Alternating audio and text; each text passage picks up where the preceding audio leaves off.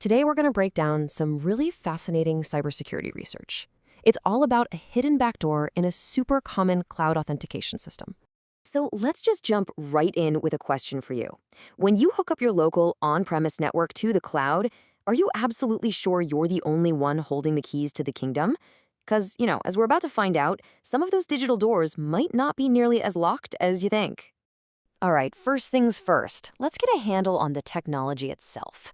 The whole idea here is to build this super convenient, super resilient bridge between your own local network and Microsoft's cloud services. We're talking about a feature called pass-through authentication, or PTA for short. You can just think of it like a digital doorman. See, instead of you storing all your password hashes up in the cloud, it just lets Microsoft's cloud tap your local network on the shoulder and ask, hey, is this password correct? It's great, right? Users get one password for everything. Super convenient. Okay, so take a look at this. This diagram from Microsoft shows how it's supposed to work, right? It all looks pretty straightforward. You type in your password, Azure AD pops it into a secure queue. Then, this little agent program sitting on your local server grabs it, checks it against your Active Directory, and just sends back a thumbs up or thumbs down. I mean, it seems clean, simple, totally secure, right? Well, that's the key part. Seems. Now, obviously, if that bridge to your network goes down, nobody can log in. So you can bet IT administrators have gotten pretty clever about building in some fail-safes to make sure it is always available. This comment from a Reddit user really nails why people do this. It gets to the heart of a really common practice, running PTA right alongside something called password hash sync. Basically, on top of PTA, you also keep a copy of the password hashes in the cloud as a backup. It's that whole belt and suspenders approach. If the PTA agents ever fail, the cloud can just fall back on those synced hashes. It really does give you peace of mind. And it doesn't stop there. The community found even more ways to pump up the reliability. A user named Tom Gould figured out that you can run a second server in staging mode, and it'll also grab and process these authentication requests. Boom, you've got a high availability setup. So, okay, with all these fail-safes, the connection is for sure resilient. But is it secure? And this is where things get really, really interesting. Let's pull back the curtain and see how this trusted bridge can be twisted into an attacker's own secret backdoor.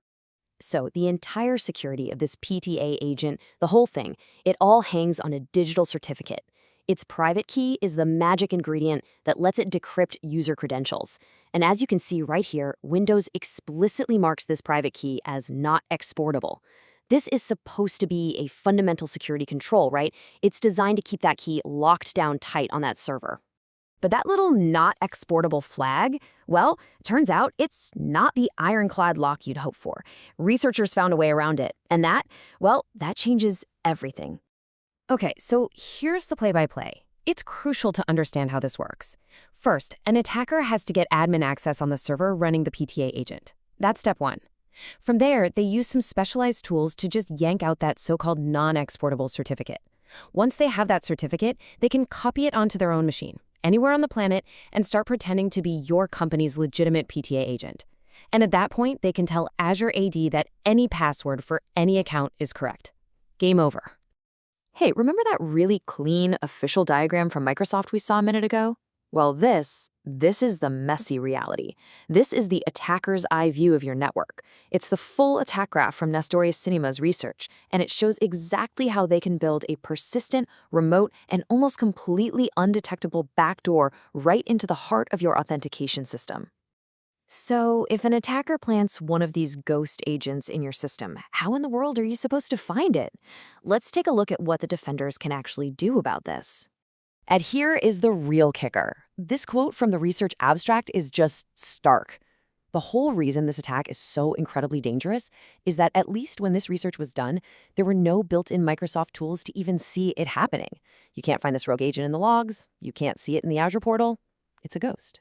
So, if the official tools can't do the job, what are you supposed to do? Well, the researcher just built their own.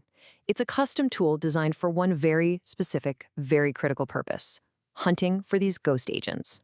And this is what that looks like in practice.